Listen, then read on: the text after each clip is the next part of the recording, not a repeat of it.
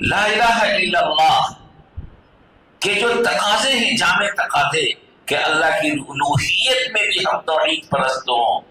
اللہ کی ربوبیت میں بھی ہم موحد ہوں، اللہ کی اسماء و صفات میں بھی ہم موحد ہوں، اللہ کے اختیارات میں بھی ہم موحد ہوں، اور اللہ سے جیسا ہمارا تعلق ہونا چاہیے اور جو آداب اور تقاضے قرآن و سنت میں بتائے گئے اس طرح ہم اللہ سے جڑ جائیں تو ہمارا ایمان مضبوط، صالح اور ایمان اچھا ہوگا، اور یہی وہ ایمان ہوگا جو ہمیں نجات دلانے والا ہوگا۔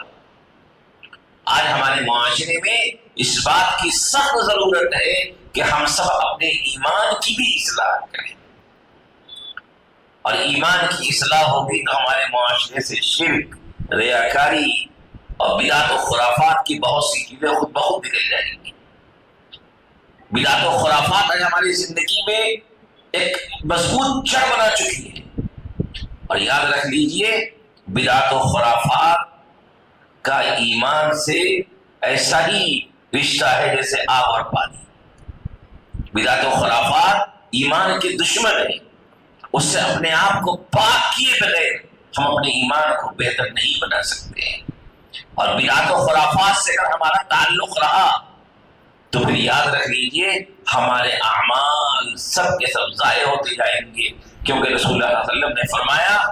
کہ اللہ اس بات سے انکار کرتا ہے کہ کسی بدعت میں مبتلا شخص کی نیک اعمال کو قبول کرے۔ جب تک وہ توبہ نہیں کرے گا اس کے نیک اعمال کو اللہ قبول نہیں کرے گا۔ کیوں؟ اس لیے کہ ابھی